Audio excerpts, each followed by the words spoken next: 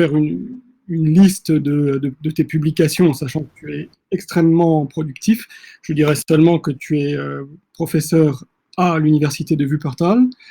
Peut-être simplement, c'est d'insister un peu sur les grands apports de tes travaux depuis le début. Je dirais que tu as commencé tes travaux en interrogeant la question de la temporalité et en montrant d'une certaine manière que la question de la temporalité, qui semblait un peu ce qui conduisait à l'immanence phénoménologique la plus radicale, donc qui était souvent un des thèmes qui était interrogé comme s'opposant le plus à une perspective transcendantale. Tu as voulu montrer, en réactualisant, en donnant une nouvelle figure à l'idée de construction phénoménologique qui venait de Heidegger et de Fink, que c'était justement par une perspective transcendantale, mais élargie et réaménagée, que les questions phénoménologiques les plus profondes, que les niveaux les plus archaïques pouvaient être atteints, justement par cette idée de prise de phénoménalisation indirecte qui n'est pas de l'ordre de la description et qui était permis par la figure de la construction. Et il y a vraiment chez toi cette volonté de montrer que paradoxalement, pour arriver à la concrétude phénoménologique, il faut rompre avec ce mouvement qui a traversé toute la phénoménologie du XXe siècle, qui était un mouvement de détranscendantalisation. Et que d'une certaine manière, la perspective transcendantale n'est pas quelque chose qui barre l'accès à l'effectivité phénoménologique, mais ce qui permet, en distinguant, en permettant nettement mieux de faire la distinction entre la sphère objective et la sphère phénoménologique, de donner véritablement un aspect à la fois conceptuel et d'une certaine manière sensible et d'une sensibilité phénoménologique à ce qui constitue la concrétude de la phénoménologie. Ce qui fait que dans les deuxièmes temps de tes travaux, tu as vraiment montré qu'il y avait une forme de complémentarité entre les questions de la philosophie classique allemande, de l'idéalisme allemand, et en particulier la démarche fichtéenne, et la phénoménologie. Il y avait un double, qui avait une sorte de presque de ruban de Möbius pour reprendre cette figure-là. D'une part, l'idéalisme allemand permet à la phénoménologie de s'affranchir d'un certain nombre de préconceptions, permet à la phénoménologie de sortir du face-à-face sujet-objet pour s'inscrire dans une réflexivité se faisant, donc dans une démarche qui est dans une position qui est une position de mouvement, et inversement, que la phénoménologie permet d'une certaine manière de donner une effectivité aux questions de la philosophie classique allemande, en particulier de Fichte, en donnant une concrétude, finalement, une véritable concrétude au non-moi. Et qu'inversement, la perspective de l'idéalisme allemand, elle permettait, elle aussi, de distiller davantage cette interrogation sur le statut même de la phénoménologie et son objet, en montrant que son objet n'a finalement de sens, encore une fois, qu'à condition de contourner toutes les précompréhensions naïves qu'on pourrait avoir, et que ce détour transcendantal et spéculatif est indispensable pour révéler, manifester ce phénoménologique, cette concrétude phénoménologique. Et ce qui ensuite t'a conduit à développer ta propre phénoménologie générative qui met particulièrement en exergue la dimension de l'image, de l'imagination chez Fichte, à laquelle tu veux donner, d'une certaine façon, une nouvelle vigueur. Alors, sans aller plus loin et avant de te laisser la parole, je dirais simplement que tu vas cette année publier 3 livres. D'une part, Le clignotement de l'être, à apparaître chez Hermann la semaine prochaine, le 7 avril.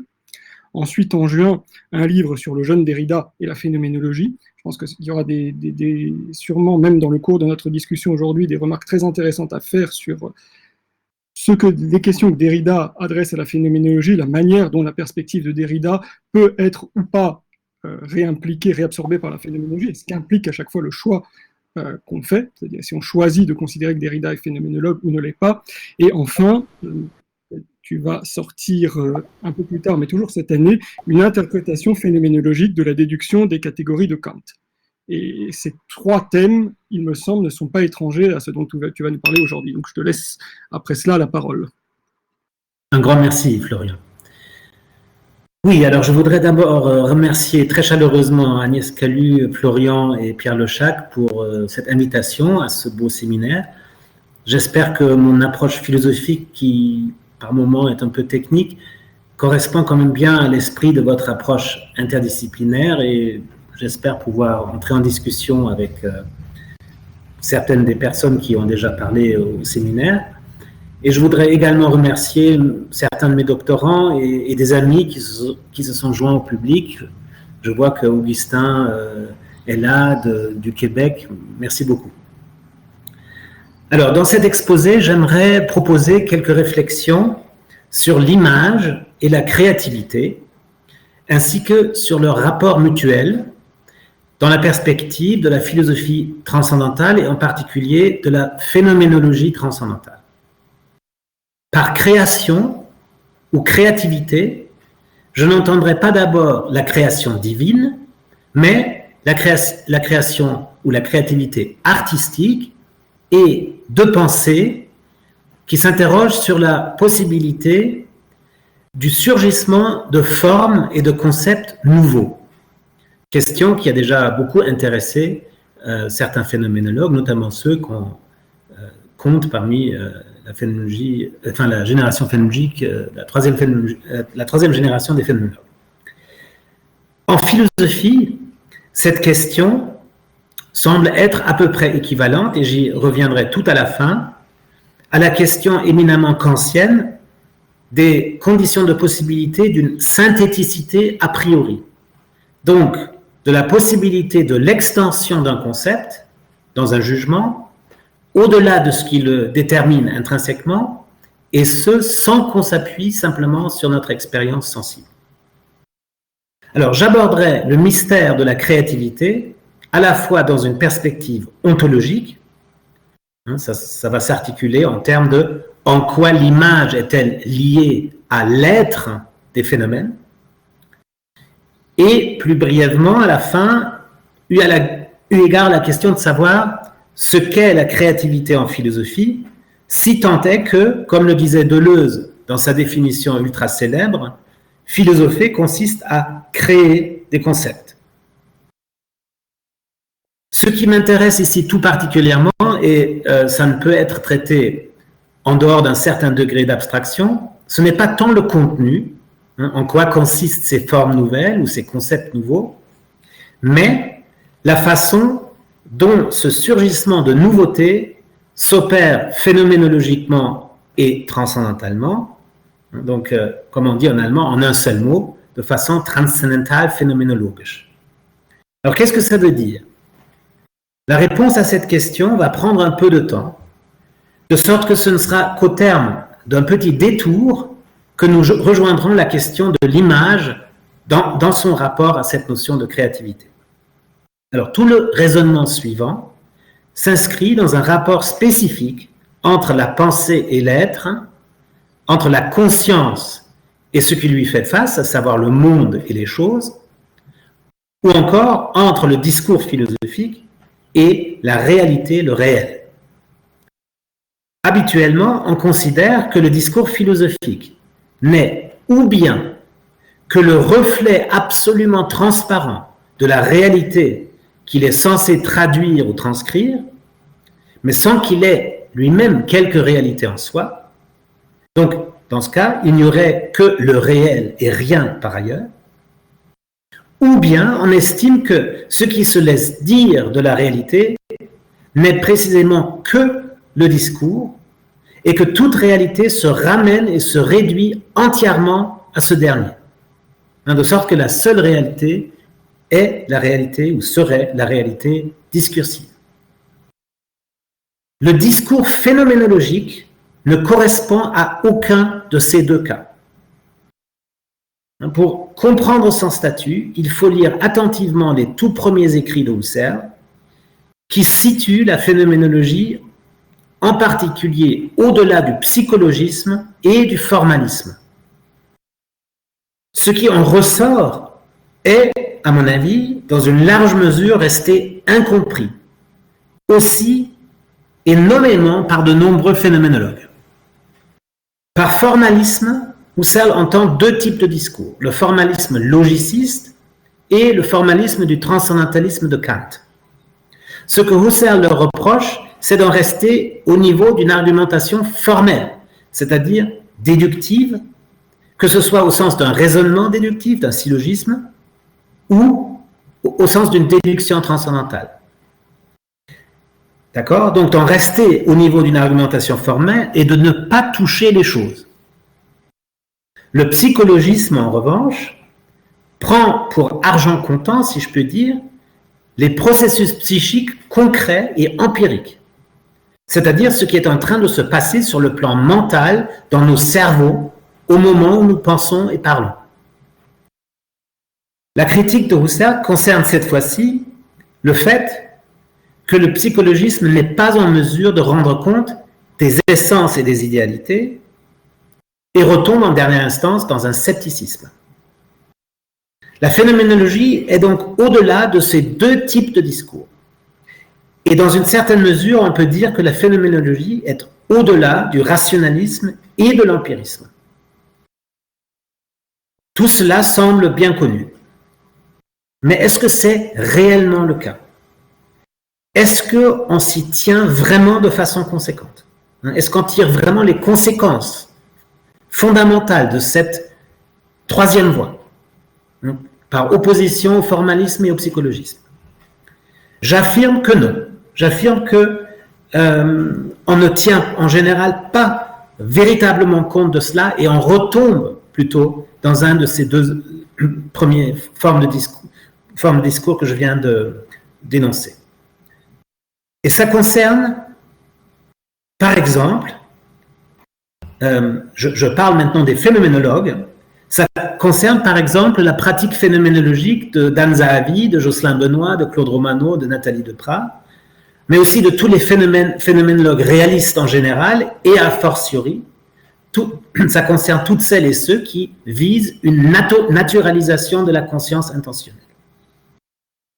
À l'encontre de toutes ces approches, je fais valoir que si on est conséquent, il faudra reconnaître dans ce à quoi ouvre la pratique phénoménologique une sphère radicalement nouvelle par rapport au formalisme et au psychologisme. Husserl écrit dans le paragraphe 61 des Ideen 1 d'une manière tout à fait explicite, et je me permets de le citer. Il dit « Les mises entre parenthèses expresses effectuées par le phénoménologue transcendantal ont pour fonction méthodologique de nous rappeler constamment que les sphères d'être et de connaissance relatives au monde naturel et aux sciences correspondantes se situent par principe en dehors de celles qui doivent être explorées à titre de sphère transcendantale phénoménologique, et que toute immixtion de prémices qui relève des sphères mises entre parenthèses est l'indication d'une confusion absurde, d'une véritable métabasis. » Fin de citation. Il faut donc y insister avec la plus grande force. La sphère transcendantale phénoménologique est dissociée de celle du monde naturel et empirique. Et ça ne vaut pas moins pour les procédés et les attitudes cognitifs ou épistémiques qui sont relatifs à ce dernier. Husserl désigne cette sphère transcendantale dissociée comme sol transcendantal ou encore vie absolue transcendantale subjective. Cette sphère est à ce point nouvelle et originale que, au moins au départ, les échanges avec les sciences mathématisées ne sont pas possibles. Ces dernières ne sont pas au-delà du formalisme ou de l'empirisme, elles empruntent des idées tantôt à l'un, tantôt à l'autre, mais jamais elles ne touchent à ce à quoi touche la phénoménologie transcendantale. Bien entendu, je ne veux pas dire par là que je procède ici à un dénigrement des sciences, en aucune façon. Il s'agit simplement de signaler que le discours scientifique et celui de la phénoménologie ne se situent pas sur le même plan. L'un cherche à expliciter les moi du monde réel, concret, empirique. L'autre, le discours phénoménologique, vise l'explicitation de la processualité de la Sinnbildung, de la formation et de la configuration du sens, de l'apparaissant, à partir du sol transcendantal submentionné. Et la phénoménologie transcendantale assume de plein gré que ça fait totalement sens de parler de sens. Or, on se doit donc de tirer les conséquences de cette idée que la sphère transcendantale phénoménologique se distingue du monde empirique. Positivement, cette sphère transcendantale est celle d'une Gegenstandsbezüglichkeit, c'est-à-dire d'un possible rapport à l'objet qui est virtuel et potentiel. Virtuel, ça signifie grosso modo transcendantal, et potentiel, ça veut dire impliqué dans une actualité, mais pas porté au jour, qu'il s'agit de porter au jour. Bon, et cette sphère-là, du rapport à l'objet, c'est ce que Husserl a appelé intentionnalité et Heidegger être au monde. Et c'est surtout Heidegger qui a très bien vu que dans cette question prétendument cartésienne, celle de la réalité du monde extérieur, il y a un faux problème. Le problème n'est pas de savoir comment, à partir du pôle subjectif du sujet, nous pouvons avoir un rapport à un objet extérieur. Un tel rapport est toujours déjà potentiellement ou du moins virtuellement contenu dans l'apparaissant. Et le travail phénoménologique consiste à désimpliquer, à expliquer, à déplier, à désenfouir, à démanteler toute potentialité et toute virtualité. Que cela puisse donner lieu à une infinitisation, ce que Derrida avait le génie de comprendre, c'est ce qui contredit toute position qui objecte à la phénoménologie de s'appuyer sur un geste téléologique qui se donnerait d'avance ce qu'il y a d'abord à démontrer. Et c'est aussi ce qui nous autorise peut-être, et peut-être contre Lévinas, de rester phénoménologue, tout en traitant avec l'autre, avec l'altérité radicale.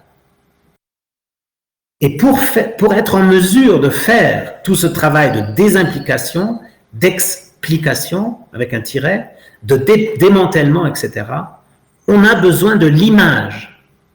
Car, et telle est la thèse fondamentale de la phénoménologie telle que je l'entends et la défends, ce n'est que en vertu de l'image qu'il devient compréhensible comment la sphère transcendantale peut être dissociée du monde empirique et en même temps comment elle peut envelopper un rapport virtuel et potentiel à l'objet.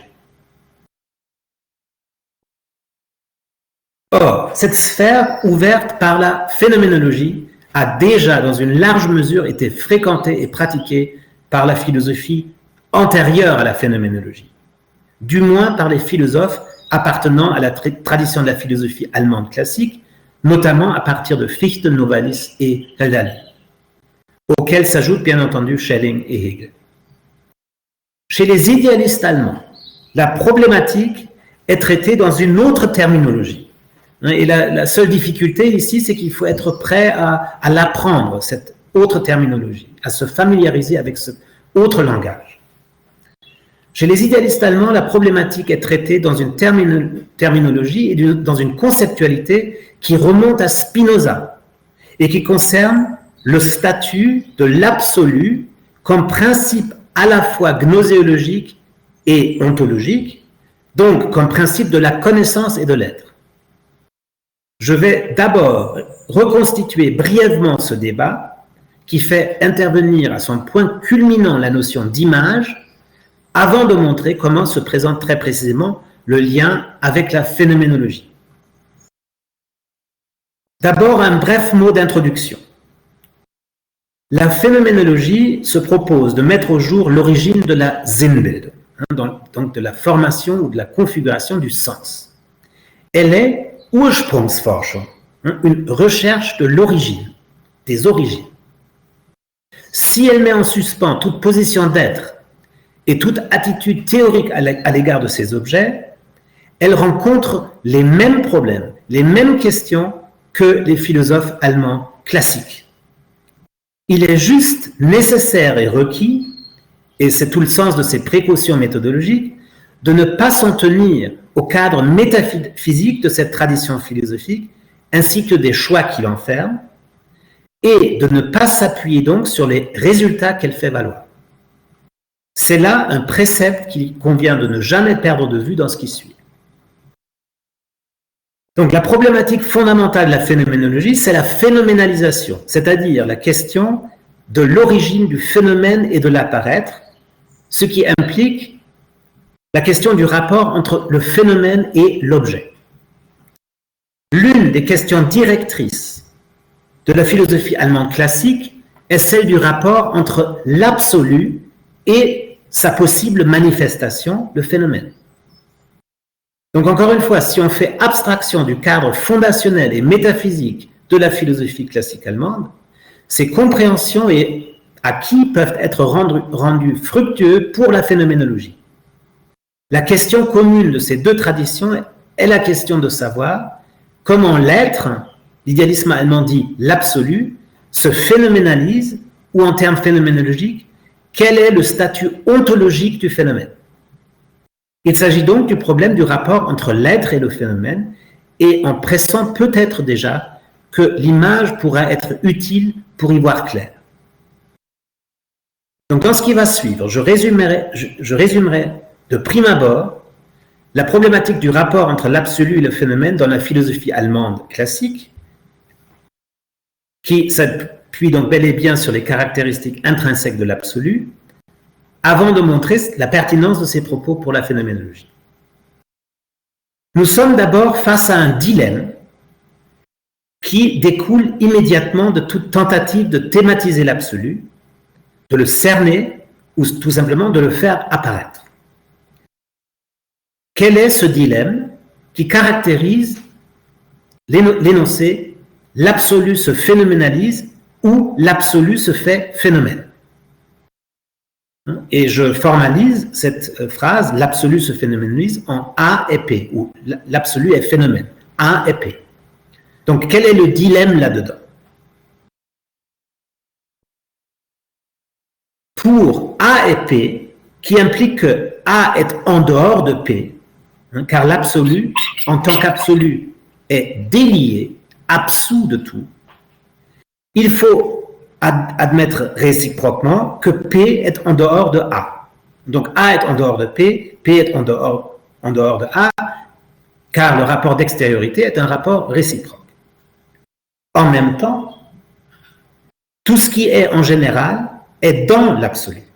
C'est ce qui définit proprement l'absolu.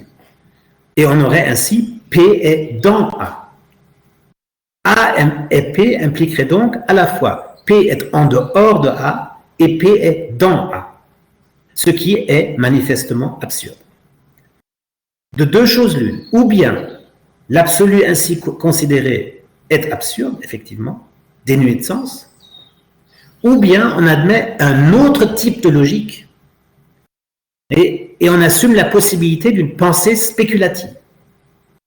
Il est clair que la philosophie allemande classique s'engage dans la seconde voie, et ce qui est sans doute moins connu, dans le sillage de Spinoza, ainsi que de sa doctrine de la substance, des attributs et des modes.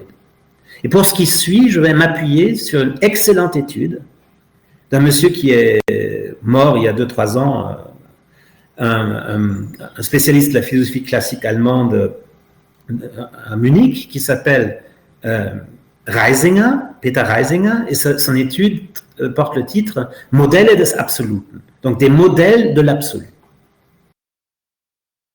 Donc, je commence avec Spinoza. Comment Spinoza a-t-il conçu le rapport entre la substance et les attributs?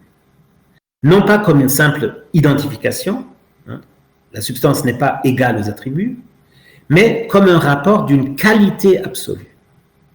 Et cette qualité absolue ne peut être conçue que dans cette autre logique à laquelle j'en appelais à l'instant.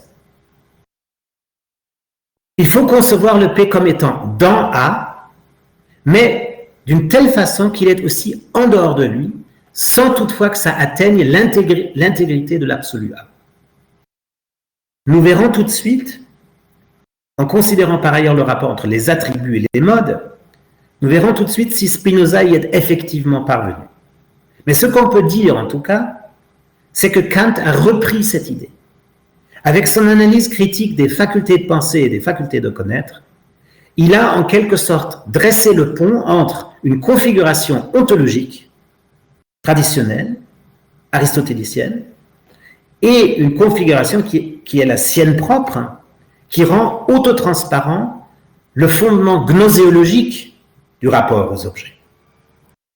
Aussi, la révolution copernicienne de Kant peut-elle être interprétée comme le passage d'une substance absolue à la fondation critique de ce que nous sommes en mesure de connaître. Et la dette envers Spinoza est ici plus grande que ce que l'on pourrait croire. En effet, les deux extrêmes ne sont pas Kant et Spinoza, mais Kant et Aristote. Et c'est Spinoza qui a d'abord permis le passage de l'un à l'autre. Les concepts clés sont ceux du déterminable et de la détermination. Donc, tout repose là-dessus, et ces deux concepts et la façon dont ils s'imbriquent, c'est aussi un merveilleux fil directeur pour tout l'idéalisme allemand. Donc, les concepts clés sont le déterminable et la détermination. Pour Aristote, le déterminable, c'est la matière, qui peut être déterminée par une forme qui, moyennant cela, individue cette matière. C'est ce qu'il appelle un synolone, un composé d'une matière et d'une forme. Pour Spinoza, en revanche, les choses individuelles, ou ce qu'il appelle les modes, sont les expressions, les actualisations, les modifications de l'attribut de l'étendue conçu non pas comme matérialité, mais comme lieu indivisible ou comme potentialité infinie des formes. Donc, les choses se renversent. Pour Spinoza, ce qui est le déterminable, c'est les formes, et ce qui est le déterminé, c'est les modes comme expression des attributs. Spinoza a ainsi désubstantialisé les choses individuelles. Seul Dieu est substance. La révolution copernicienne de Kant en porte les traces. Les formes de la sensibilité deviennent chez lui le déterminable et la matière, les sensations, ce qui les détermine. Et je renvoie, en ce qui concerne ça, à ce que Kant dit à propos de la matière et de la forme, contre la conception leibnizienne de ces concepts, dans le chapitre Amphibolie des concepts de réflexion dans la critique Lazenplug. Mais quelle que soit l'importance de Spinoza pour la désontologisation des phénomènes, il ne reste pas moins que sa conception demeure problématique.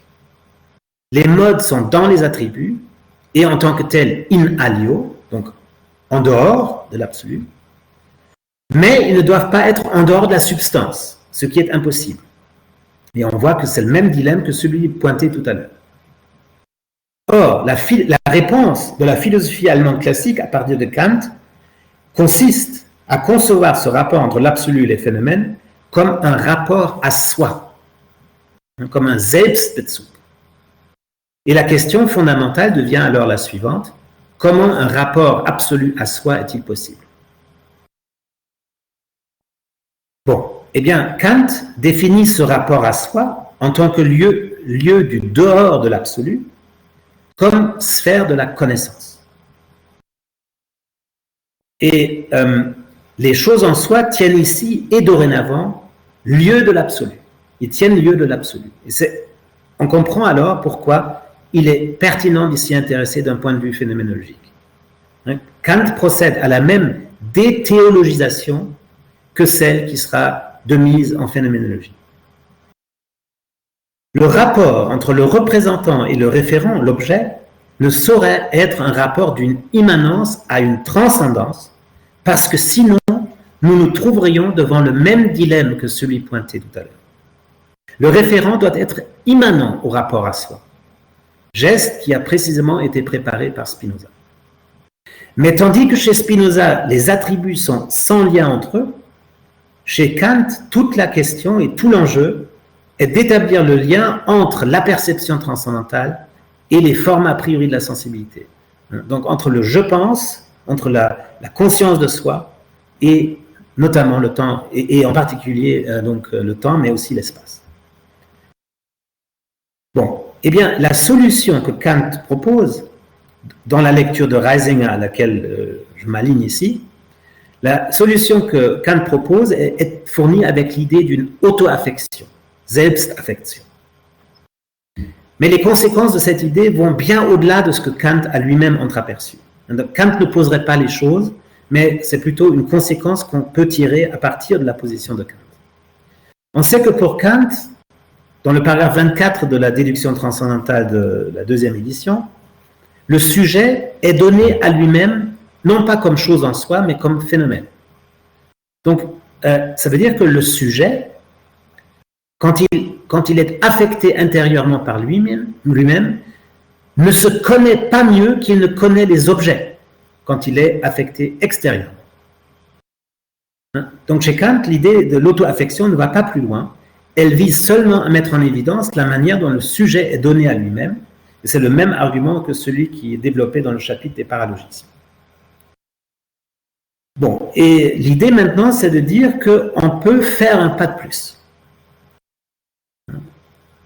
Pas au-delà de Kant, et qui n'est pas exactement le même que chez Heidegger dans son interprétation de Kant. Car si toute expérience repose sur les conditions a priori de la sensibilité, et si celle-ci met en jeu l'auto-affection, il est tout à fait légitime de faire de cette dernière le point d'ancrage du milieu dans lequel le représentant, le phénomène, se rapporte au référent, c'est-à-dire à l'objet. Et on comprend dès lors pourquoi et comment Kant lui-même a pu dire dans l'Opus Posthum que la constitution de l'objet est une intuition de soi, Selbstanschauung. Et Kant parle dans ce même contexte également d'une apparition de l'apparition. Bon, voilà. Tous ces rappels historiques étaient nécessaires pour arriver maintenant à notre question de l'image. Et pour ça, je m'adresse maintenant à Fichte. La position de Fichte fait directement suite à ce que je viens de développer. Sa doctrine de l'image est fidèle au nouveau cadre dans lequel Kant a inscrit toute cette problématique du rapport entre le phénomène et l'objet. Et Fichte renoue aussi avec la problématique spinoziste, mais précisément en intégrant les acquis kantiens. Cela se traduit par le fait qu'il ne retombe pas simplement dans la configuration d'une pensée de l'absolu, mais qu'il enrichit, pour ainsi dire, la question du phénomène à l'objet avec celle du principe suprême de la philosophie transcendantale. Et ce qui en ressort, c'est que le rapport dont il sera question pour lui est celui de l'être et du phénomène, ou, si on veut, de l'absolu et des phénomènes, si on comprend l'absolu comme le principe et de la connaissance et de l'être, de sorte qu'il ne s'agit pas ici d'une retombée dans un cadre théologisant. Fichte conçoit ce milieu immanent, donc ce que je viens de développer à partir de l'idée d'auto-affection chez Kant, dans sa fonction de constituer le milieu, l'élément à partir duquel, dans une perspective transcendantale, le rapport à l'objet est possible. Eh bien, ce même milieu, Fichte le conçoit comme image ou comme phénomène de l'être. Par là, il évite à la fois une contradiction dans la conception de Kant et une contradiction aussi dans la conception de Spinoza. Quelle est la contradiction chez Kant? Celle de redoubler les choses en phénomènes et choses en soi.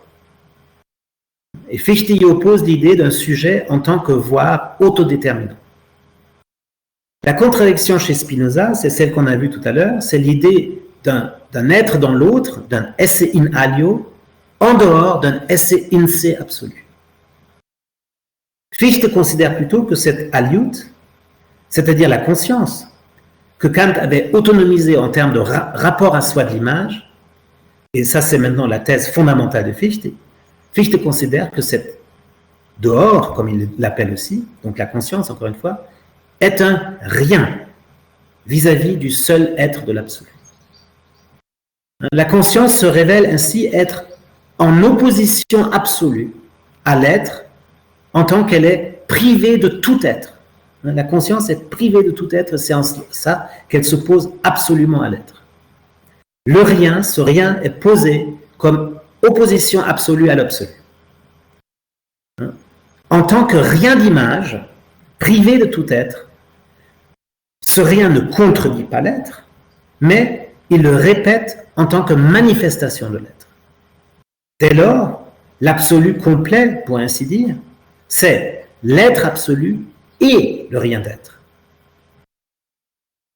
À partir de là, on peut mettre en évidence trois thèses fondamentales chez Fichte. Premièrement, il n'y a pas d'être en soi en dehors de la sphère de la conscience. L'existence du monde revient à la réalité de la conscience même. Ou encore, pour le dire autrement, tout est image et n'est que image. Deuxièmement, l'homme naturel ignore cet état de choses. La loi de la Bildung, de la formation, de la configuration des objets, lui est cachée et invisible. Il considère que les objets peuplent un monde en soi. Troisièmement, Fichte élabore une théorie de l'inconscient en tant qu'image inconsciente, en vertu de laquelle, moyennant un autre niveau, et j'y reviens tout de suite, à savoir une image de l'image, la conscience en tant que rien d'être est remplie par des objets visés. Et ça rappelle énormément ce que Sartre va faire plus tard. C'est cette image, et non pas l'être de l'absolu ou de l'être absolu, comme le pense le dogmatisme, c'est cette image qui est la source de l'être des choses. Bon, et la question maintenant qui se pose à partir de ce que je viens de dire, c'est quel est le statut de l'image et de l'image dans cette théorie qui met en jeu, pour ainsi dire, une intentionnalité néante. L'idée qui suit immédiatement ce qui a été dit à propos de la relation à soi est la suivante. Pour pouvoir déterminer le rapport entre l'image et l'être, nous devons penser dans deux directions, dans une direction gnoséologique et dans une direction ontologique. Partons de l'image pour emprunter d'abord la voie gnoséologique, donc celle relative à la connaissance. On ne dit pas l'étant doit être considéré comme une image. On dit si on part de l'image, ce que nous sommes obligés de faire pour peu que nous voulions éviter le réalisme dogmatique, donc si l'on part de l'image, nous devons d'abord identifier sa caractéristique fondamentale qui est d'être image de l'image. C'est rien d'autre que la traduction fichtéenne de l'idée de Kant que tout ce que nous pouvons nous représenter doit être accompagné par le « je pense ». Donc toute conscience est conscience de soi. Savoir qu'une image comme rien d'être est, ça revient à avoir une image de l'image. Et l'idée d'une telle image de l'image, d'une apparition de l'apparition, implique donc effectivement un rapport à soi, une représentation de soi. C'est ce que Fichte a appelé dans les doctrines de la science d'Iéna une intuition intellectuelle. Bon, mais qu'en est-il maintenant de l'être dans cette perspective transcendantale phénoménologique, ou on peut aussi dire dans cette perspective iconologique? Et nous nous acheminons maintenant vers la voie ontologique. Jusque-là, j'espère que ça a été suffisamment clair.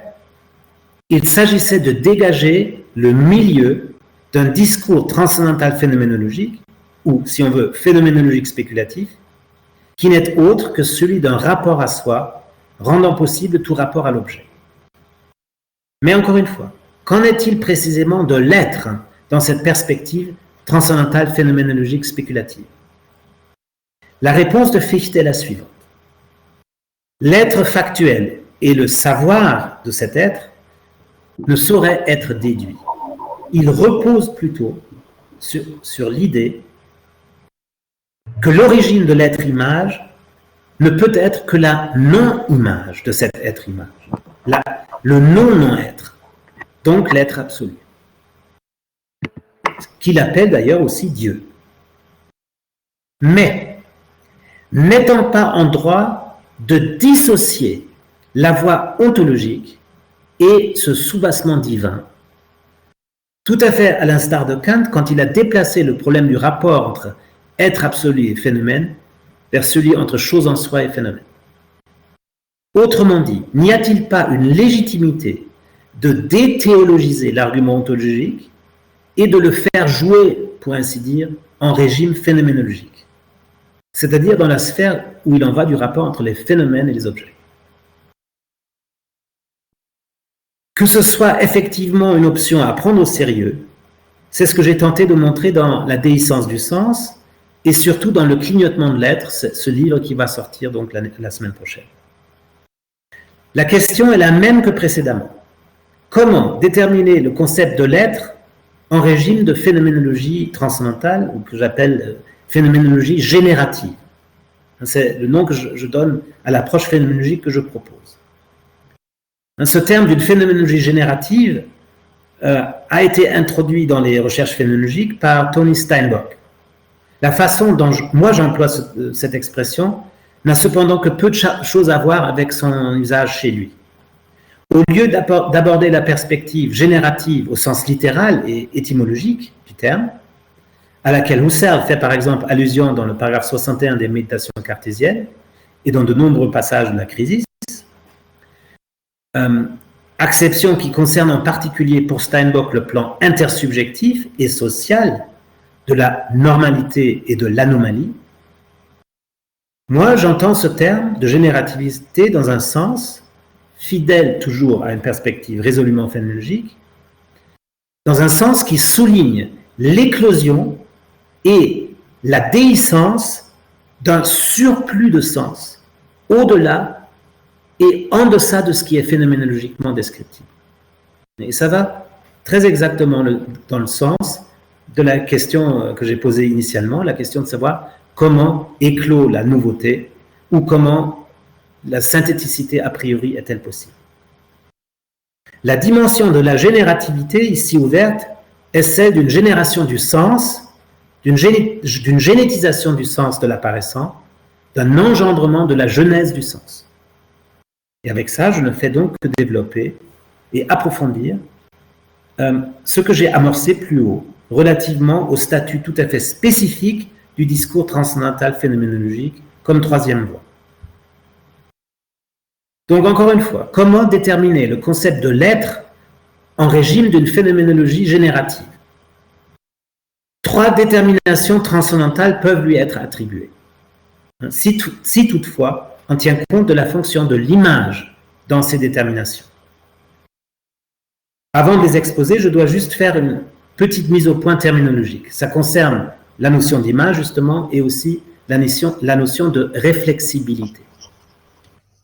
Donc d'abord l'image. Le concept central de la phénoménologie générative telle que je l'entends est la notion d'image. Pour le justifier, il y aurait besoin au moins d'une autre conférence. Bon, on n'a pas le temps, je ne dirai donc que ceci. L'image a à voir avec, est tributaire de, renvoie à l'imagination. Traditionnellement, la phénoménologie avait donné la priorité à la perception, parce que c'est elle qui est prioritairement objectivante, et c'est elle qui, du coup, a eu le privilège dans les analyses intentionnelles chez Husserl. Mais à la fin du XXe siècle, la focale a été mise en phénoménologie sur le rôle de l'imagination et de la fantasia dans le rapport de la conscience au monde, chez Richir notamment. Et chez ce même Richir, du moins, ces notions de l'imagination et de la fantasia renvoient à l'imagination transcendantale fichtéenne qui flotte entre le sensible et l'intelligible. En raison du pouvoir créateur de l'imagination, qui avait déjà fasciné les premiers romantiques allemands, je défends l'idée qu'il y a toutes les raisons de considérer le plus attentivement possible le potentiel de l'imagination dans la compréhension du rapport entre le sujet et l'objet, entre le moi et le non-moi, entre la conscience et le monde. Et qui dit imagination, dit évidemment aussi image, à l'inverse. Et en dehors de ce que nous avons déjà vu à propos de l'image, je dirais qu'elle a encore 3 autres rôles fondamentaux. Malheureusement, je dois me contenter ici d'une simple énumération. Premier point. J'ai affirmé tout à l'heure que l'image était un rien d'être. Mais j'ai également dit que l'image était la source de l'être des choses. Par là, il ne fallait surtout pas entendre que l'image créait les choses, l'être des choses. Elle est plutôt, en un sens quasi bergsonien, entre nos représentations et les choses, ce qui permet d'abord de bien comprendre notre rapport possible aux choses. Ou pour le dire dans un langage plutôt husserlien, l'image est le nom pour l'ouverture de la sphère phénoménologique où de l'étang apparaît. Ouverture de cette sphère phénoménologique où l'étang peut apparaître. Deuxième point. Le deuxième nom de l'image, NOM, le deuxième nom de l'image est en lien avec sa caractéristique intrinsèque, également mentionnée, le fait d'être conscience d'être image. Mais si l'image a conscience d'être une image et de n'être qu'une image, elle doit s'auto-anéantir pour pouvoir laisser apparaître ce dont elle est image.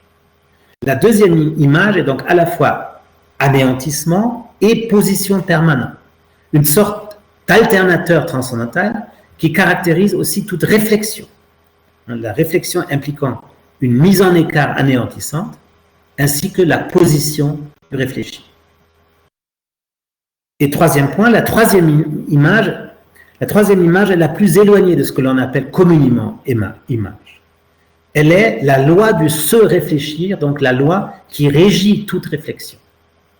Pourquoi l'appeler encore image? C'est parce qu'elle contient le principe d'explication de toute Bildung, de toute production d'image, appelée par Fichte image de l'image.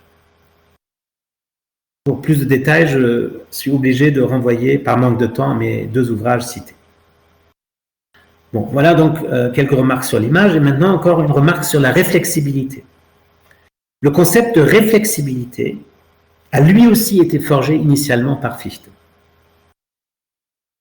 La réflexibilité, c'est le principe de la réflexivité. Ça veut dire, c'est ce qui rend possible la réflexivité.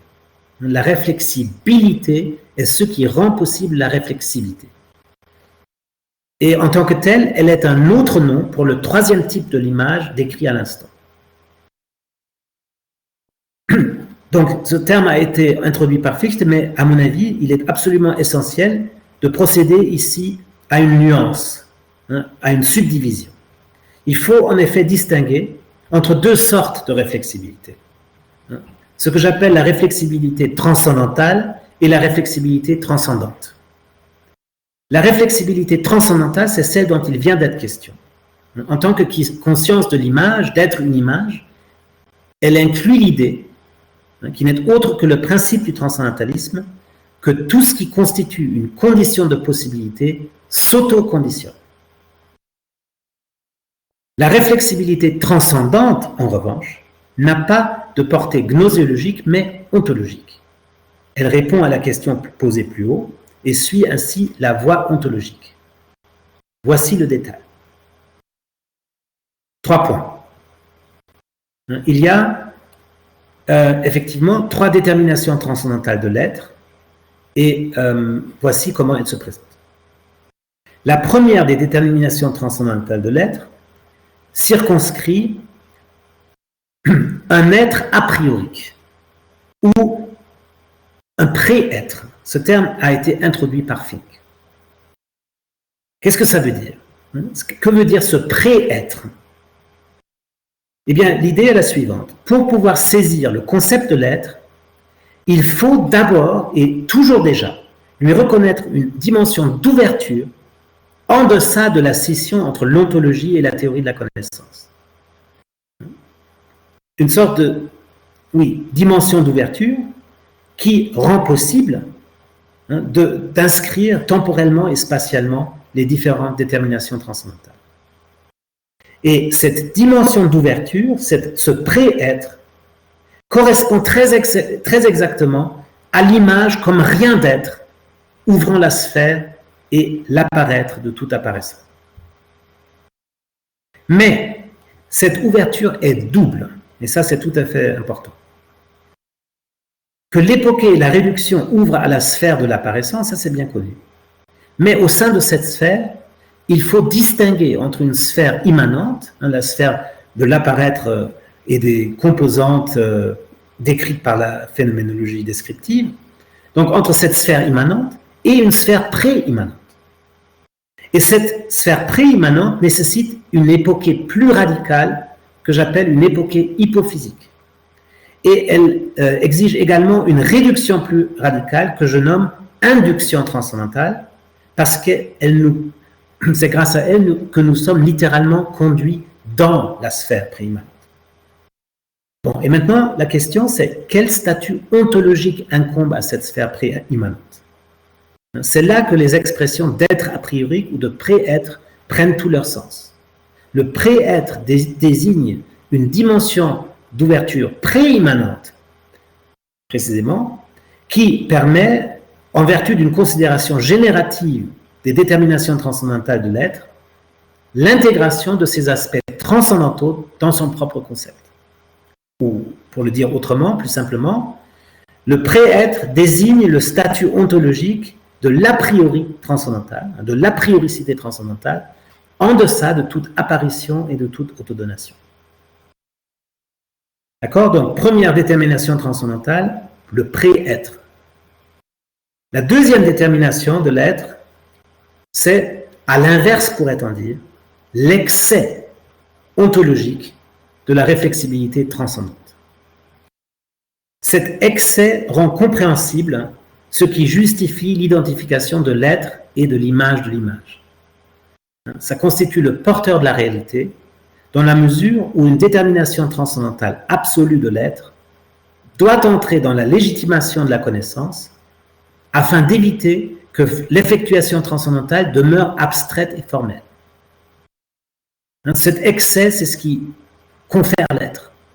Cette détermination de l'être est absolue et non pas empirique et concrète, puisqu'il s'agit ici du fondement ontologique radical et non pas de détermination qui concernerait le contenu d'un simple étant. Et enfin, troisième détermination de l'être, c'est ce qui a été saisi par Lévinas en tant que fondation de l'être, au sein d'un rapport de conditionnement mutuel entre le constituant et le constitué, entre le conditionnant et le conditionné. Et je renvoie à l'importante étude « La ruine de la représentation » de 1959. C'est là où Lévinas développe cette idée d'une fondation de l'être comme corrélat, pour ainsi dire, corrélat ontologique de la constitution transcendantale. C'est précisément parce que l'être est pré-être, a prioricité pré-antique, ça c'était la première détermination, et en excès, ça c'était la deuxième détermination, qu'il y a fondation ontologique. Voilà comment on peut donc concevoir que cette fondation, cette Gründung, c'est le terme que Heidegger utilise dans les contributions à la philosophie. Donc voilà comment on peut donc concevoir que cette fondation inscrit toute constitution dans la procuration de sens et de fondement. C'est comme ça que Heidegger caractérise dans le paragraphe 7 de Sein und Zeitlettre, et permet de rendre compréhensible, grâce précisément à la réflexibilité transcendante, les déterminations ontologiques concrètes en complément de la constitution transcendantale et en s'appuyant sur le porteur de la réalité. Voilà. Cette fondation est en même temps une infinitisation. L'image de l'image est le principe de la phénoménisation, à même l'apparaissant, pour autant qu'il fonde précisément l'être. Le concept heideggerien de la physis correspond à ce principe. La justification du pouvoir constitutif de la réflexibilité transcendante, ou autrement dit, le fait que la physis est un pouvoir phénoménalisant et qu'elle fonde l'être, exige une sorte de fluidification, pour ainsi dire, de l'image de l'image. Cette fluidification infinitisante, qui a déjà été développée par Derrida et ensuite également par Ishir, sans toutefois avoir été génétisée par eux, et qui désigne l'implosion du même dans la sphère phénoménale. C'est donc cette fluidification infinitisante qui permet d'éviter que la réflexibilité intériorisante, qui supprime le rapport à l'objet, revienne à une simple immanentisation subjectiviste. Ça, c'est, à mon avis, la grande idée de Derrida, parfaitement mise en évidence par Stanislas Julien, et qui a apporté à la phénoménologie vraiment le grand argument à l'encontre du reproche de subjectivisme ou d'immanentisme, cette idée d'une infinitisation. Donc, la voie ontologique débouche sur l'être en tant qu'excès a priori et fondant, et il est muni d'un double mouvement de la phénoménisation, ce terme est de Richir, qui constitue le fondement ontologique et qui opère par là la fondation ontologique de l'étant phénoménal, c'est-à-dire un mouvement de va-et-vient entre les deux polarités de l'excès, qui constitue un au-delà réflexible, et du pré-être, qui constitue un en-deçà a priori. La fondation ontologique se tient ainsi dans la tension mobile entre l'excès et la préimmanence, ou le pré-être a priori. Par là, il s'agit de contribuer à répondre à la question maintes fois soulevée de savoir comment il faut concevoir le rapport entre la préimmanence husserlienne et la transcendance objective. Voilà donc ce qui peut être développé de façon très très serrée, je le reconnais, à propos du rôle décisif de l'image sur la voie ontologique. Tout ça ne tient évidemment que si on s'inscrit dans la perspective de la phénoménologie transcendantale esquissée au début de ces réflexions. Bon, mais ce qui vient d'être exposé ne concerne pour ainsi dire que la créativité ontologique de l'image.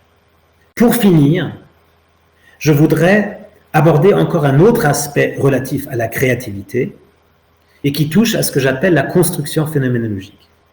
Et là, je vais être beaucoup plus bref, ça va être un petit paragraphe pour conclure.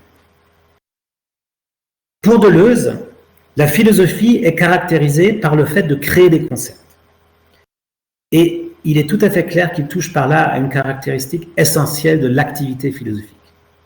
Mais comment cette création s'effectue-t-elle concrètement? On voit bien ce que Deleuze veut dire. Le concept diffère bel et bien quant au contenu des fonctions scientifiques ainsi que des percepts et affects esthétiques. Mais qu'en est-il de l'activité intellectuelle proprement philosophique qui donne lieu à des concepts? Créer un concept ne consiste pas à procéder à une abstraction. Un concept philosophique n'est pas une caractéristique générale qui serait tirée d'un nombre quelconque d'objets ou d'exemples. En outre, une authentique création conceptuelle ne revient pas à ce que Fichte appelle une synthèse post factum, ou à ce que Derrida appelle une association a posteriori. D'une manière générale, une synthèse s'applique à deux termes opposés dont on recherche l'unité synthétique. Cette synthèse devient post factum lorsqu'elle est simplement stipulée, mais pas justifiée et légitimée. Or, ce qui est ici en jeu, ça doit être davantage, comme Derrida l'affirme à juste titre, je cite, que la production d'une unité à partir d'une multiplicité d'actes subjectifs. Dans tous les cas, un concept philosophique ouvre une perspective originale, il déplie quelque chose, il livre une caractérisation nouvelle et ne saurait être qu'un autre nom pour une détermination ancienne. Dans la déhiscence du sens, j'avais établi 3 genres de construction phénoménologique qui, dans une première approche, permettent d'aborder ce qui est ici en jeu. Le premier genre, ou la construction phénoménologique du premier genre, rend compte, en se plaçant au niveau de la sphère préimmanente évoquée, d'un factum qui n'est pas génétisable au niveau de la sphère immanente de la conscience. C'est une des raisons pour laquelle on a besoin de cette sphère préimmanente. C'est parce que c'est précisément là que des problèmes qui se posent au niveau de ce qui est donné dans une intuition intuitive, etc., dans une évidence intuitive, ça va au-delà de ce qui est donnable dans une évidence. Et on voit maintenant que ça constitue effectivement une création conceptuelle, philosophique. La construction phénoménologique du deuxième genre condense, pour ainsi dire, la question de l'émergence du sens vers une dimension ou un horizon de la phénoménisation. Cette construction phénoménologique du deuxième genre, c'est celle qu'appliquent les obsessionnels, qui retombent toujours sur le même concept, qui retombent toujours sur la même idée. Mais c'est une approche très courante. Et la construction phénoménologique du troisième genre réalise un redoublement possibilisant, ou ce que Fichte et Heidegger appellent une possibilisation, qui appartient essentiellement à tout conditionnement transcendantal et vise à rendre compte de ce redoublement. Mais tout ça n'était qu'une première approche, et qui s'applique à des aspects à chaque fois bien déterminés de la Sinnbildung. Ce qui compte fondamentalement dans la création de concepts, c'est, j'insiste, le surgissement ou l'éclosion de nouveautés. On pourrait l'associer à ce que dans un autre contexte, j'ai appelé la contraction phénoménologique. Dans cet autre contexte est l'explication du rapport possible à l'objet transcendantal X dans la déduction transcendantale des catégories chez Kant. La contraction phénoménologique désigne ici la façon dont la perception transcendantale effectue, en vertu d'une contraction schématisante hyperbolique, l'unification synthétique de ce qui lui est donné, de façon à établir par là le rapport à tout objet. Bon, et ce qu'il faut faire maintenant, c'est extraire cette idée d'une contraction phénoménologique de ce cadre kantien restreint. Et si on fait ça, si on extrait ce concept d'une contraction phénoménologique du cadre restreint de la première critique, tout en observant qu'il relève du point suprême de la philosophie transcendantale, on s'approche peut-être de la source de toute création de concepts. Un certain concept philosophique, du moins, éclose en effet de la contraction de ce qui fourmille dans les profondeurs de la nappe des amorces de sens, pour parler comme Richir, qui est la source enfouie de toute apparition originelle de sens. Cette extraction revient ainsi à une extension qui confère au X, c'est-à-dire à cet objet transcendantal absolument indéterminé chez Kant, des déterminations caractéristiques de l'un ou l'autre des concepts philosophiques. Mais la création de concepts n'exige pas dans tous les cas des efforts laborieux ou, on pourrait dire, hyperboliques. Par moments, cette création relève aussi tout simplement de ce qu'en allemand on appelle un Einfall, c'est-à-dire des idées en tant qu'elles viennent à l'esprit, donc elles tombent dans l'esprit, pour ainsi dire. Tout se passe comme si la contraction phénoménologique avait des effets retardés, voire inconscients, sur la création des concepts, dont le fonctionnement exact demeure cependant énigmatique. Or, et ça va être ma dernière idée, tout brièvement, l'éclosion de cette nouveauté se recouvre-t-elle, comme ça a été suggéré d'entrée de jeu, avec l'idée kantienne d'une synthéticité a priori? Pas tout à fait, car la synthéticité de la générativité n'est pas exclusivement a priori, mais elle n'est pas non plus simplement a posteriori. Elle s'effectue dans le zigzag entre une exigence d'éclaircissement d'un sens et ce saut, cet hiatus qui nous fait plonger dans une détermination d'abord non expérimentée.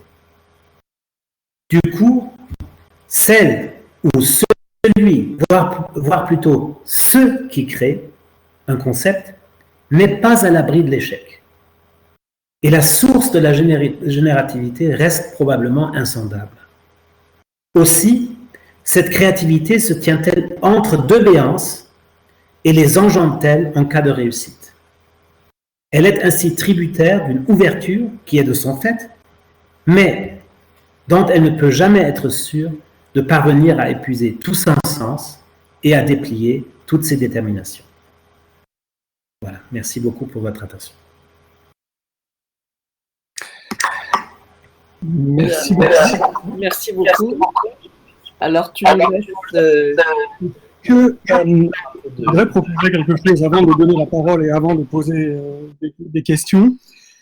Je voudrais essayer de proposer un résumé de 2-3 minutes de ce que j'ai compris, un résumé simplifié de ce qui m'a semblé être le mouvement de ce que tu as présenté. Si Pierre, si vous me permettez. Oui, bien sûr, c'est une excellente idée. Ce qui m'a semblé. toute la première partie de ton exposé était d'une certaine manière la justification de tout ce qui pouvait motiver à adopter, une position inspirée de Fichte, c'est-à-dire en montrant comment la position spinoziste générait des contradictions, comment Kant en résolvait certaines mais était toujours pris dans d'autres. La première partie, c'est vraiment une justification de la position fichtéenne et de cette position de généticité. Ensuite, dans la deuxième partie, ce que j'ai compris, c'est que tu réorientes d'une certaine manière la réflexion fichtéenne, qui elle-même était orientée sur une question assez classique de légitimation, c'est-à-dire vers un absolu, mais un absolu qui est encore très très pris dans une perspective gnoséologique. Et ce que tu veux montrer, c'est comment, en adoptant une perspective fichtéenne, on peut produire une fondation, mais de nature ontologique. Qu'est-ce que ça veut dire par là? C'est comment est-ce que, dans une perspective fichtéenne de réflexivité, on peut génétiser le sens de l'être. On peut comprendre comment les différentes dimensions de ce qui permet de donner du sens de l'être, enfin, même, j'ai envie de dire, comment le remplissement même du concept ontologique d'être peut être produit à partir d'une position fichtéenne. Et pour cela, tu as réorienté, tu as montré qu'il fallait compliquer un peu la thèse fichtéenne de réflexibilité, qui chez Fichte est orientée plutôt vers la fondation transcendantale, donc vers un absolu qui est très gnoséologique, en orientant cette réflexivité vers quelque chose de phénoménologique.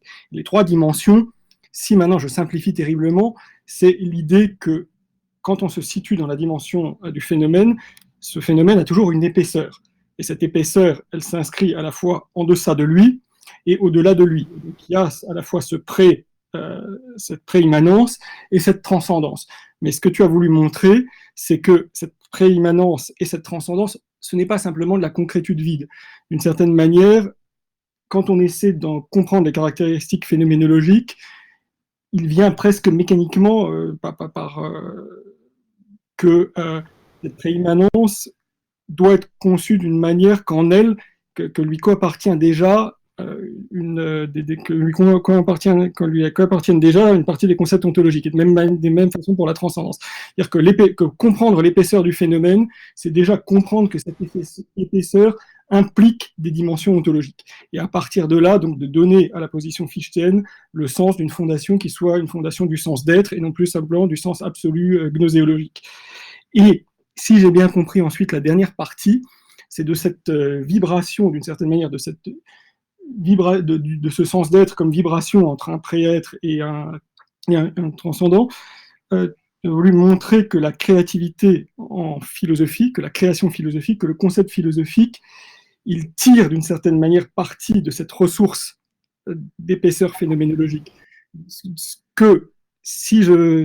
qui m'a semblé comprendre, c'est tu reprends un peu la vision de Marc Réchir du sens se faisant, mais simplement en intégrant dedans toute l'épaisseur ontologique dont tu as montré à travers tes déductions que les concepts phénoménologiques, que la concrétude phénoménologique était déjà lestée. Enfin, quand je dis la concrétude phénoménologique était déjà lestée, c'est pour thématiser la concrétude phénoménologique, on doit déjà, d'une certaine manière, y inscrire des dimensions qui sont les dimensions ontologiques. Donc il y a une coappartenance d'un point de vue transcendantal entre les concepts de base de la phénoménologie et les concepts de base de l'ontologie.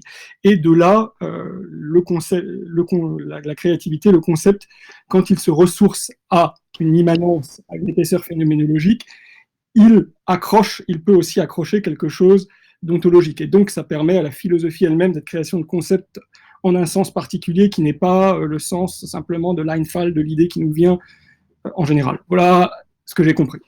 Merci. Cette idée d'épaisseur du phénomène est tout à fait juste. C'est une manière très habile de rattacher ça à d'autres discours contemporains. Si j'essaie même de répéter encore plus simplement, à part de l'idée que finalement la position la plus qui engendre le moins de contradictions en philosophie, c'est de partir de cette épaisseur du phénomène, mais que quand on raisonne strictement pour essayer de conceptualiser les dimensions de cette épaisseur du phénomène, on a tout de suite une richesse conceptuelle. Et donc cette conceptualiser transcendamentalement l'épaisseur du phénomène engendre déjà les dimensions de l'être. Et à partir de là, ça permet aussi de comprendre comment la philosophie peut avoir un objet propre, comment les concepts philosophiques peuvent toucher quelque chose que ne touchent pas les autres disciplines, ou pas de la même manière, ou pas en voulant toucher. Voilà, excusez-moi d'avoir été long, mais c'était un peu ma compréhension résumée. Moi, si je me permets, je donne la parole à tous ceux qui voudront bien la prendre.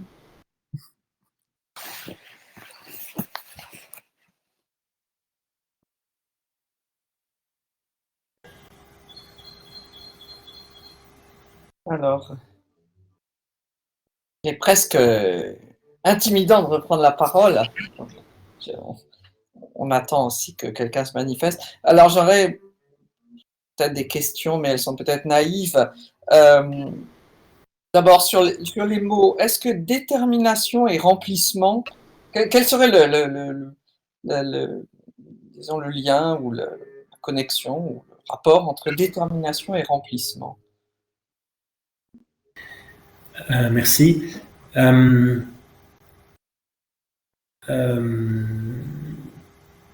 dirais que on peut répondre à cette question en vraiment.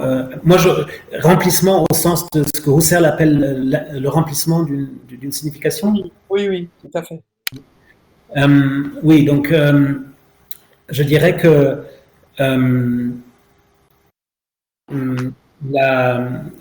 le lien entre la déterminabilité et la détermination, elle joue, si on reprend la terminologie husserlienne, elle joue intégralement et entièrement sur le plan de la signification, de ce qui confère signification. Donc, la détermination n'est pas déjà, ou n'est pas encore le remplissement, mais est d'abord ce qui confère la signification. Et la question du remplissement se situe à un niveau ultérieur ou supérieur, qui est celui de la question de savoir si cette signification, elle a aussi, en termes husserliens, une vérité. Donc, la détermination n'est pas encore du côté de la vérité, mais elle est du côté de la production du sens. Merci. Alors, est-ce qu'il y a des gens qui... Oui, il y a une question. Luz Ascarat a une question. C'est mieux d'apparaître pour poser une question, pour qu'on y est. Bonjour. Merci beaucoup pour l'organisation de cet événement et pour cette conférence, Monsieur Schnell. Je suis complètement d'accord avec vous. J'aurais simplement de certaines questions plutôt de curiosité. Et la première est sur le statut de l'image. Et pour moi, l'image correspond plutôt au cadre du constitué et pas au cadre du constituant. Oui. Et donc, cette notion n'impliquerait pas un certain effectivisme duquel s'éloigne la phénoménologie. Et déjà, pour Aristote, l'image porte un aspect matériel. Je me demande donc si la perspective générative de la phénoménologie ne relèverait pas plus de l'imagination qui renvoie à l'opérativité de la subjectivité que de l'image.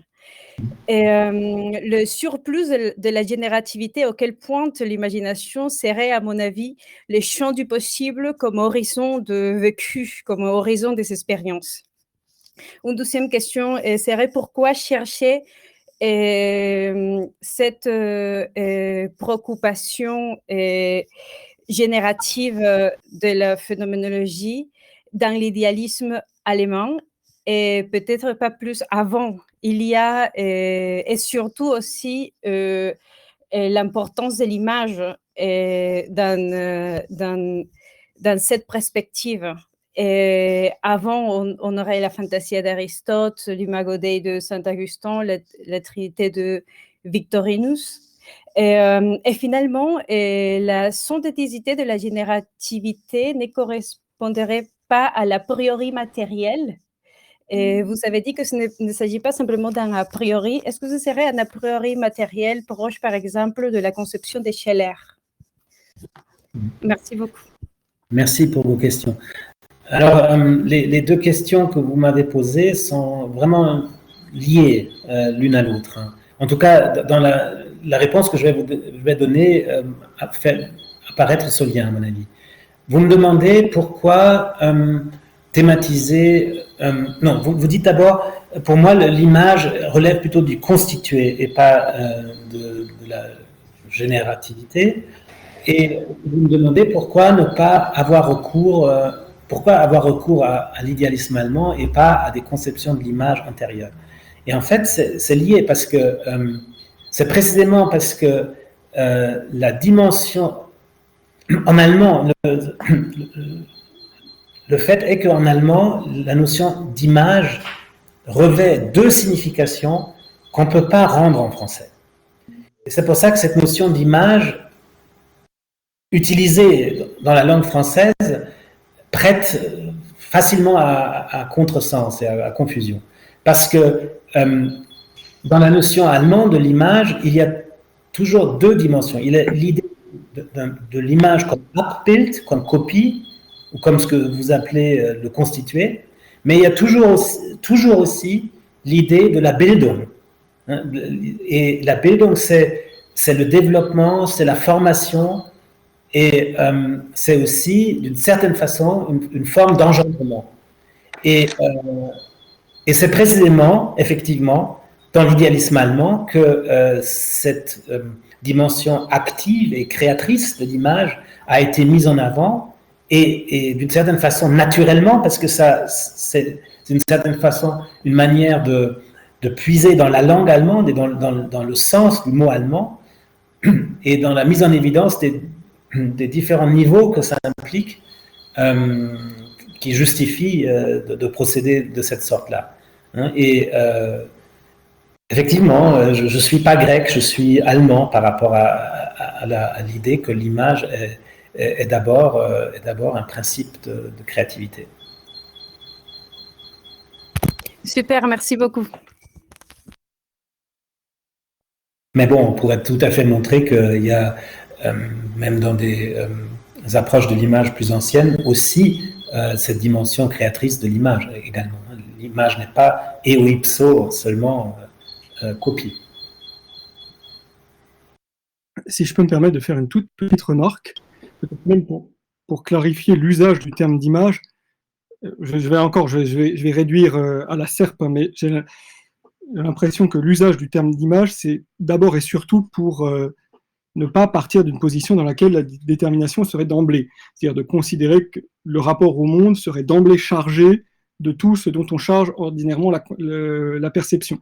Et quand on parle d'image, on ne parle pas de l'image telle qu'on l'entend au sens courant, mais c'est vraiment dans l'idée que le concept de perception est chargé de quelque chose qui d'une certaine donation immédiate de la détermination, et quand on part de l'image, on essaie de montrer au contraire que, justement, je dis l'expérience comme telle, ne se donne pas tout de suite comme rapport au monde, comme rapport à un extérieur, et que le concept d'image, au sens de fantasia, c'est de l'expérience, entre guillemets, pure, qui n'est ni immanente ni transcendante, et qu'on a besoin d'une complexification au sein de cette expérience-là pour que petit à petit, elle se charge des déterminations qui la fassent paraître comme extérieure.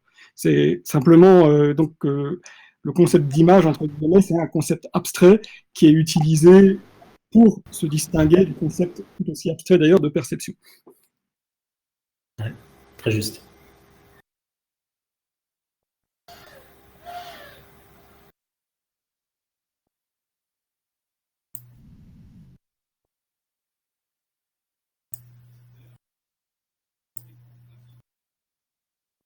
Quelqu'un d'autre? Bruno? Oui.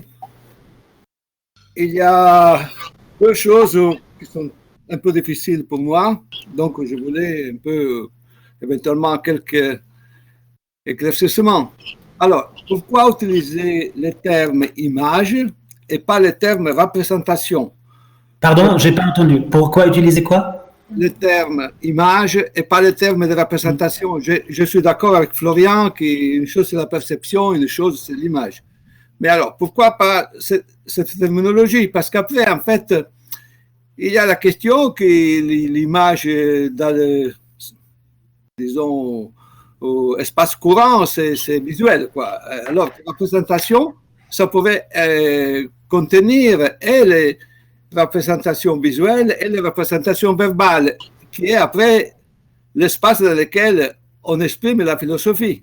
D'accord. Après, autre chose, c'est Deleuze, il dit, le philosophe est créateur des concepts. Et après, à un autre moment, il dit, les concepts surgissent sur le plan de l'immanence. Alors, quelle relation entre l'immanence et la réflexion philosophique? Les philosophes qui créent, quoi. Merci. Merci. Je n'ai pas très bien compris la deuxième question, mais je réponds déjà à la première. Pourquoi pas parler de représentation? D'une certaine façon, on y a déjà répondu dans les deux remarques précédentes.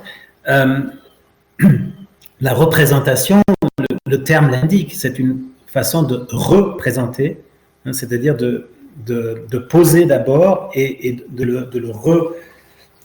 le reposer dans la représentation. Et pourquoi utiliser le mot image contre la représentation d'une certaine façon? Parce que, ça, comme Florian l'a indiqué à l'instant, tout à fait à juste titre, parce que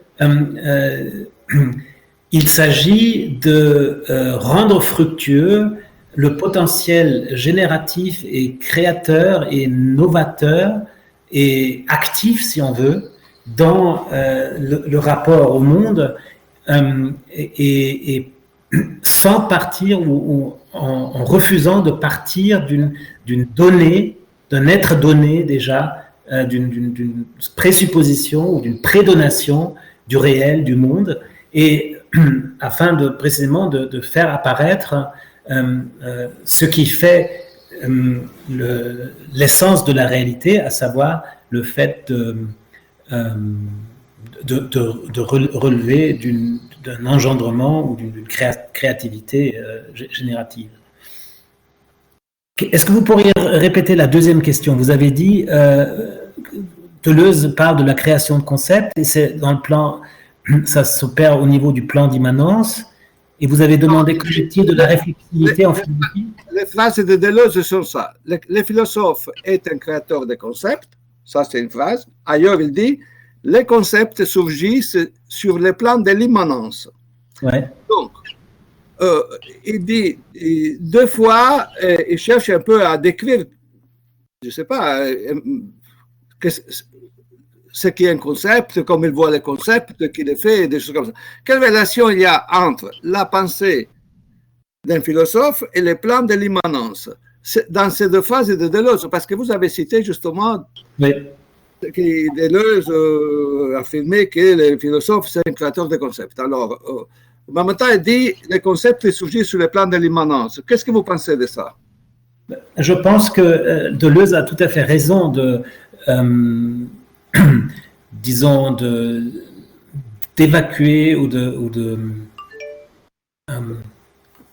tronquer d'une certaine façon le plan du réel, du plan de la transcendance.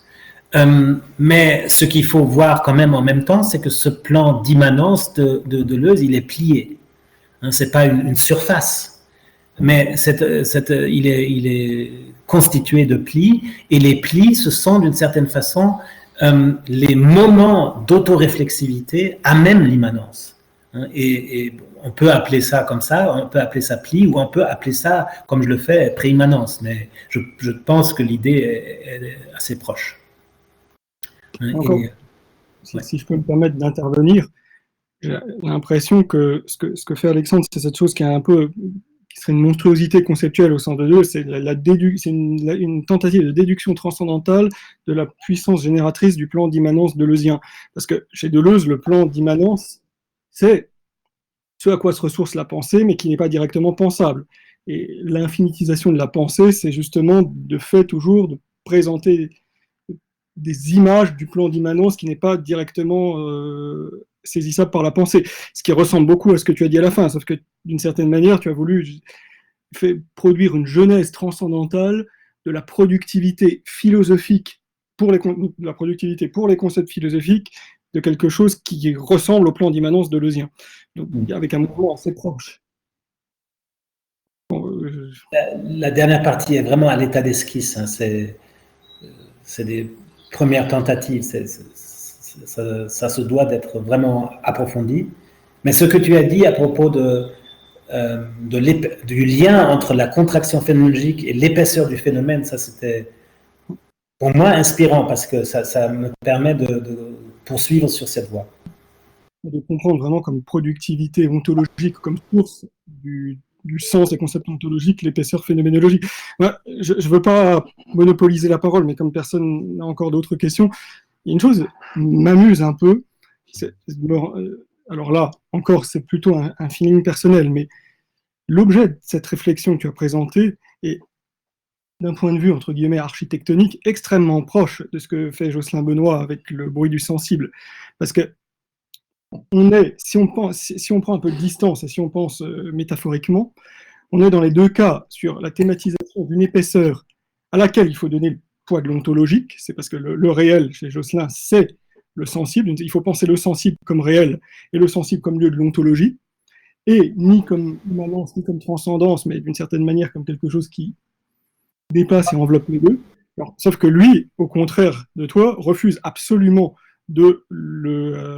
évidemment de le saisir par déduction ou de le thématiser comme ça. Donc, on le fait seulement jaillir d'une certaine façon en écart de ce que les concepts philosophiques font d'habitude, mais sur l'objet lui-même, pas l'objet, mais la chose même plutôt, je trouve que étrangement, il y a une grande proximité avec un écart total sur la manière de vouloir y accéder et sur ce que vous voulez en faire.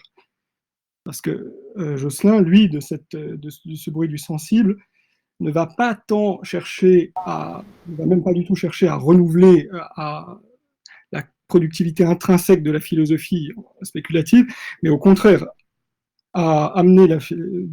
d'une part, à amener la philosophie à s'hybrider avec autre chose, en montrant comment, en rappelant comment nous sommes toujours pris dans une réalité qui est toujours déjà celle-là. Donc, ça amène au contraire la philosophie à une position qui est complètement autre, qui est la position de toujours avoir à répondre d'un réel dans lequel nous sommes déjà pris, qui est déjà celui-là, avec dans lequel justement la philosophie ne peut jamais être autonome. Mais c'était simplement pour faire cette remarque. Ouais, je te laisse les droits d'auteur pour ce genre d'assimilation ou de rapprochement qui un rapprochement sur la chose, hein, pas sur ce que vous en faites. Ouais. Non, parce que comment on peut dire à la fois qu'on cherche cette épaisseur dans une tentative de la désarticuler et de dire qu'on a déjà, le réel relève déjà d'un avoir qu'on a déjà, et ça me semble deux positions inconciliables. Et si tu dis que la première est aussi celle de Jocelyn, là où je me reconnaîtrais plus, je me demande comment les deux peuvent tenir ensemble. Mais bon, c'est peut-être pas le J'aurais peut-être une question, et j'espère qu'elle a un rapport à ce que vous venez de dire, tous les deux. C'est-à-dire que je reviendrai au tout début de l'exposé, quand tu as essayé de nous faire comprendre le lieu de la phénoménologie, et tu as très rapidement écarté le réel, entre guillemets, que devraient décrire les sciences. Alors, oui.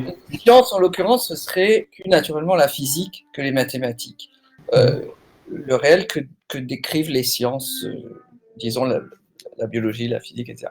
Mais qu'en serait-il des mathématiques qu'on ne dit plus, et c'est normal, pures? Autrement dit, sachant que les mathématiciens très largement n'adhéreraient pas au logicisme, autrement dit, se voient eux-mêmes comme travaillant sur une certaine forme d'espace ou d'image, est-ce que ce lieu des mathématiques pures aurait quelque chose à voir avec un lieu phénoménologique, les images sur lesquelles les mathématiciens réfléchissent en quelque sorte, qui est un peu la matière de la réflexion, et qui n'est pas pris en compte clairement par le logicisme. Ça m'intéresse beaucoup ce que tu dis, mais je dois dire qu'il me manque simplement les compétences pour vraiment y répondre. C'est plutôt aux mathématiciens qu'il faudrait demander s'il peut, d'une certaine façon, se reconnaître dans ce que j'ai essayé de montrer. D'accord, mais je ne l'exclus pas du tout. Hein. Ce n'est pas exclu. Non, parce que bon, si on exclut d'emblée, entre guillemets, le réel que décrivent les sciences, alors ce serait un peu d'emblée à côté du sujet, parce que tu as vraiment insisté au début sur le fait qu'il n'y avait pas d'intersection, littéralement. Et puis, je crois que Husserl le dit aussi dans La Crisis, qu'il n'y avait vraiment pas d'intersection entre le réel, enfin, entre l'objet de la phénoménologie et le réel tel que les sciences l'abordent. Sauf peut-être, alors, entre guillemets, les mathématiques, entre guillemets, pures. Mais à ce moment-là, je ne suis pas capable non plus de dire si c'est une hérésie ou si c'est ça. C'est tout à fait plausible et probable qu'il y ait des ponts, mais il faudrait regarder plus près. Je crois que Inga Röhm a une question. Il y a une question. Florian, il y avait une question? Oui. Attendez, ouais. Il faut que je maîtrise là. Oui, tout d'abord, merci beaucoup Alexandre pour bonsoir, pour cette très belle conférence très claire et fondamentale. J'ai une question assez simple. Est-ce que tu comprends l'image comme un singular tantum, donc au sens où Heidegger utilise cette expression pour l'Ereignis. Donc, je crois comprendre qu'il y a plusieurs images au sens où il y a une image, puis anéantissement et ressurgissement d'une nouvelle image. Donc, à ce niveau-là, il y en a plusieurs. Mais à chaque fois, il y a une image, si j'ai bien compris. Et pour développer un peu cette question, pour ma part, je vois une certaine opposition entre Husserl et Heidegger à cet égard. Et j'ai l'impression que tu sois beaucoup plus proche de Heidegger. Donc, Heidegger qui vise à chaque fois un projet 1, à partir duquel on comprend les étangs, ou un Ereignis, au sens singular tantum. Tandis que Husserl, dans sa phénoménologie du temps précisément, vise cet enchevêtrement minuscule entre impression originaire, rétention et protension, qui ne semble pas avoir cette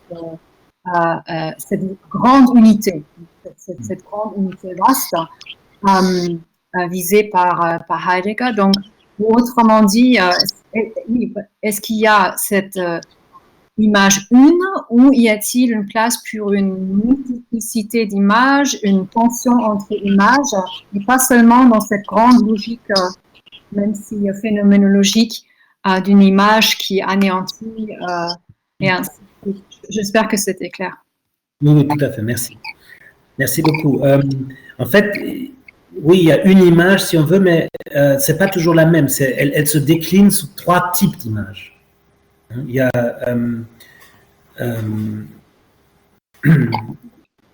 j'ai dit, il faudrait une conférence entière pour développer vraiment le statut de l'image dans la phénoménologie générative, mais je dirais que c'est quand même beaucoup plus proche, d'une certaine façon, de Heidegger que de Husserl. Il s'agit effectivement de mettre en évidence ce qui appartient à l'idée d'intentionnalité. C'est à la fois cette ouverture de rapport possible du sujet à l'objet, la dimension réflexive, et ce qui légitime donc transcendentalement, ou ce qui possibilise cette façon de concrétiser ce qui est au fondement de l'intentionnalité. Mais ce qui me gêne un peu dans le singular tantum et dans l'Ereignis heideggerien, c'est précisément ce pathos du grand événement ontologique. Ce côté-là ne m'attire pas du tout, parce qu'il s'agit d'une question assez simple, c'est comment le rapport du moi au non-moi est possible, et comment comment la rencontre est possible et comment le surgissement de nouveautés est possible. Et à la fois dans la compréhension et dans le fait de rendre explicite des paramètres implicites et notamment ce qui constitue la dimension ontologique. Et c'est pour ça que il n'y a pas, on ne peut pas dire qu'il y a autant d'images que de fils conducteurs chez Husserl et qu'à chaque fois il y a. C'est pas l'idée. C'est plutôt vraiment une thématisation des conditions transcendantales, des paramètres fondamentaux de la phénoménologie en tant qu'elle est une analyse intentionnelle. Je crois que Jean Siegfried a une question, mais qui n'ose pas la poser. Donc je lui donne la parole de force. Comment? Jean Siegfried a une question, mais comme il n'osait pas la poser, je lui donne la parole un peu de force.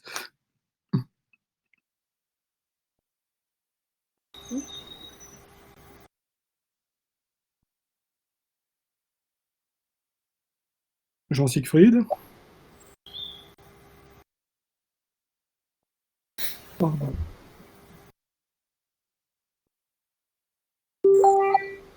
Il faut allumer le micro.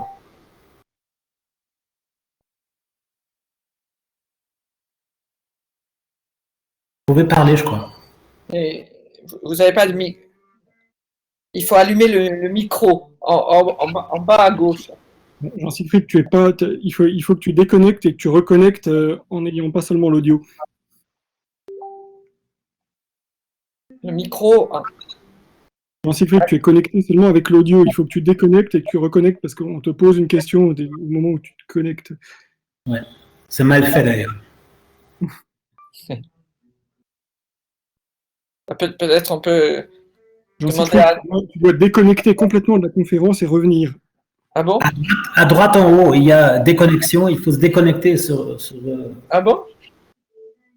Oui, puis tu dois revenir ensuite et puis revenir en répondant. Est-ce que c'est bon? Ah, ça y est, là on t'entend. Ah, très bien.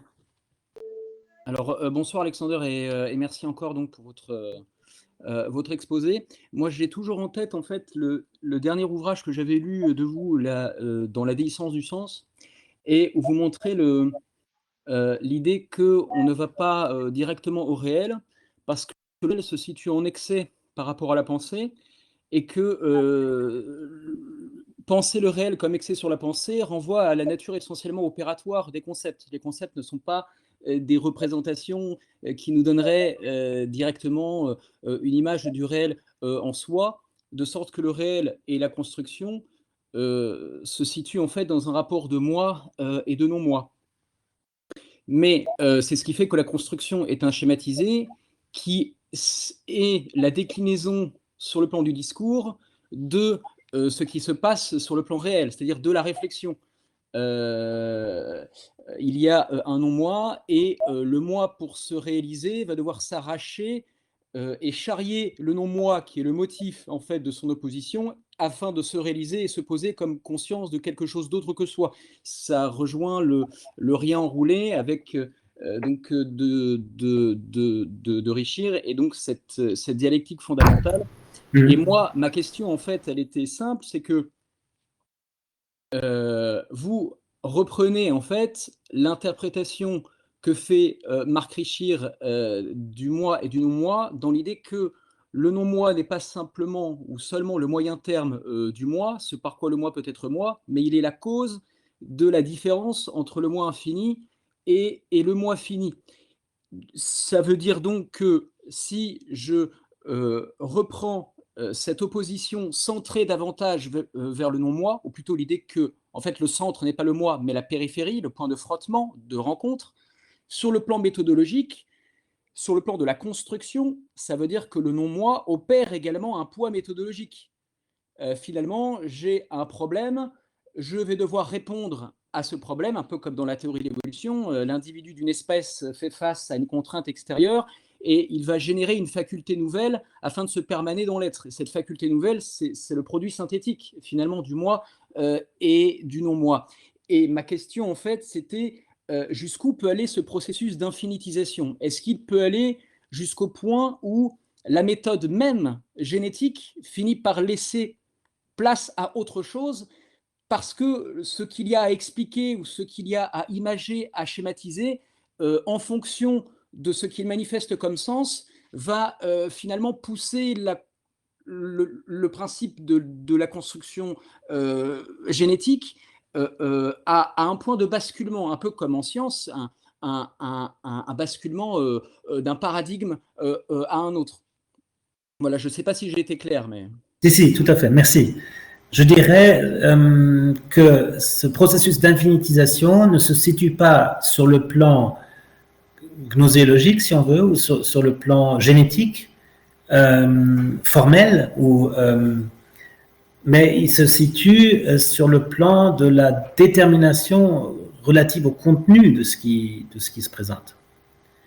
Ça veut dire que ce n'est pas le processus génétique qui formellement s'infinitise, mais l'idée est plutôt que c'est en vertu de la potentialité de déplier les déterminations relatives au contenu de ce qui se présente, qui permet d'éviter que le processus constitutif, par soit une subjectivité transcendantale ou un champ asubjectif,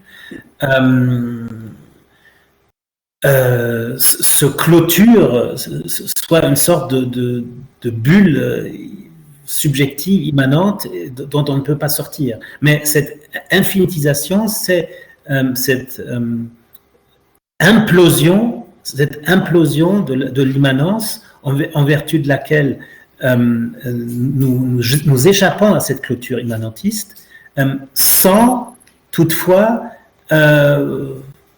recourir à une instance transcendante posée ou présupposée. Très bien. Merci.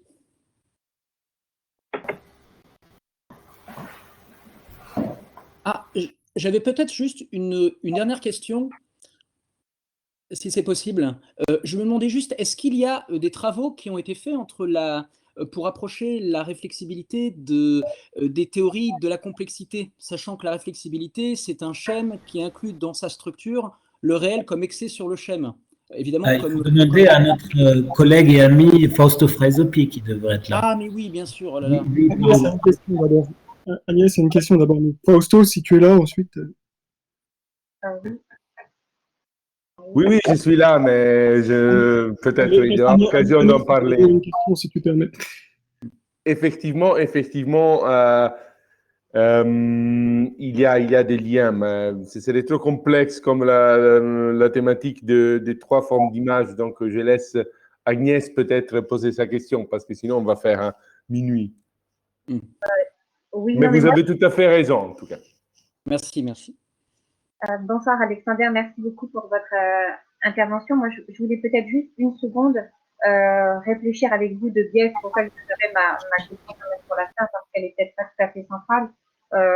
Une seconde sur la question esthétique chez Fichte, et ce qu'il appelle en fait le spectacle des œuvres images, et aussi la question du spectateur, du spectacle des œuvres images. Et en fait, c'est des questions que Hubert Damisch reprend beaucoup, que moi aussi je reprends beaucoup, qu'on est plusieurs à reprendre, c'est vraiment la question de la pulsion esthétique, de telle façon qu'elle est l'autopoétisation, l'autoconstruction du soi. Et en fait, avec cette pulsion esthétique, qui est à la fois théorique et pratique, et aussi je t'en donne le détail, entre 1795 et 1800, on creuse en fait le statut des œuvres, et on creuse aussi le statut des artistes.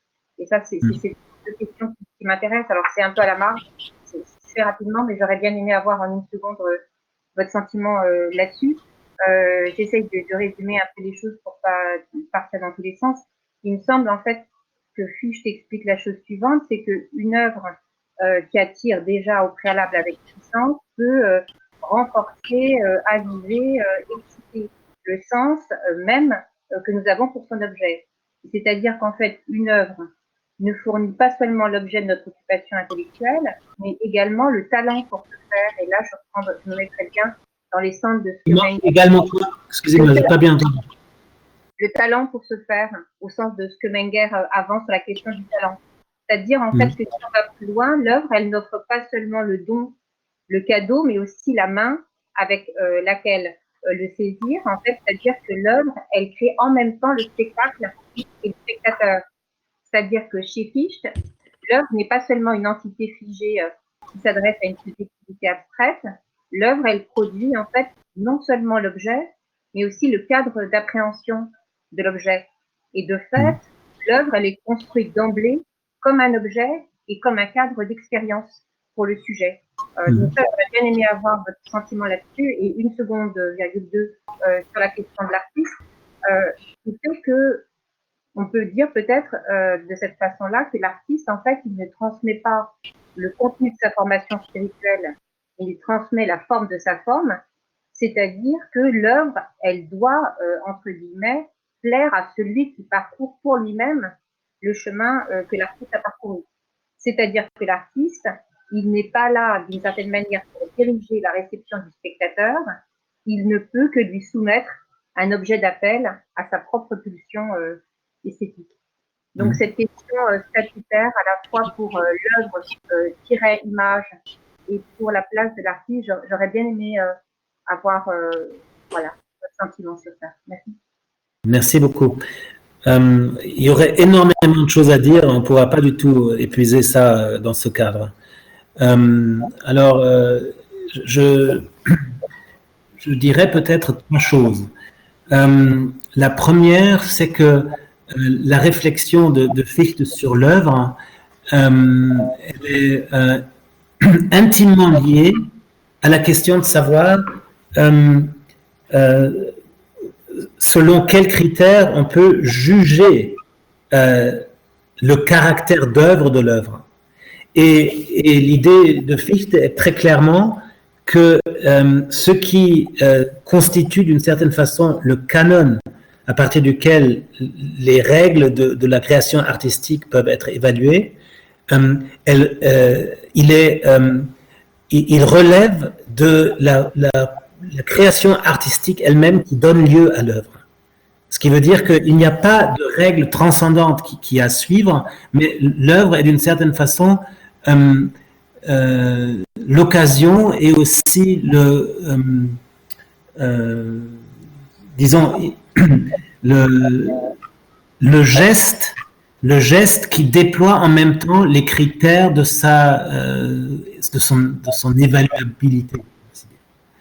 Alors ça, c'est un point important. Le deuxième point, ce que vous avez dit sur le lien entre la dimension théorique et pratique, la dimension d'appel, etc., ça, je suis tout à fait d'accord. Ça, c'est crucial également. Mais, et le troisième point serait de dire que à ça s'ajoute toutefois l'idée, et c'est un peu en lien avec le premier point que j'ai indiqué, et c'est un peu aussi d'une certaine façon lié à sa christologie. Si on lit la christologie de Fichte, on a une théorie esthétique. Hein, c'est-à-dire que c'est toujours cette idée que la création artistique est une création immanente, si on veut. Hein, c'est une création qui ne suit pas un cadre prédéfini, mais déploie d'abord les dimensions à partir desquelles cette œuvre se déploie et d'après lequel on peut aussi constituer les jalons pour évaluer son caractère esthétique. Et là-dedans intervient effectivement le terme de autoconstruction est tout à fait décisif par rapport à ça.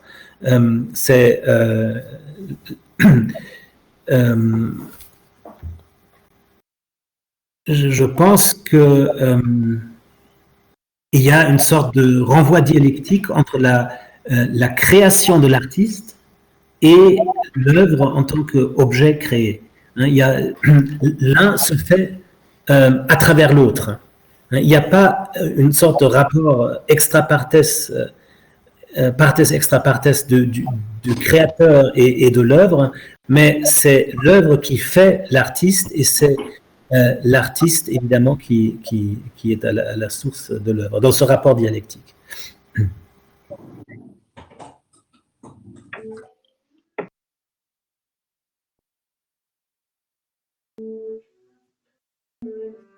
Alors, je suis un peu désolé presque de réapparaître pour mettre un peu fin à cette très belle séance parce que il va bientôt être 8 heures et qu'il faudrait conclure. Manger. Pas conclure, mais malheureusement. Justement pas conclure puisque il est assez clair qu'on pourrait y passer la nuit. Est-ce que quelqu'un a une autre question? Moi j'en aurais aussi, mais il va falloir nous séparer tout simplement. Et en remerciant énormément Alexander pour ce très bel exposé et puis pour ces débats. Merci à vous, hein. Ça m'a fait vraiment très plaisir de préparer cette séance. Pierre, si tu veux poser ta question conclusive.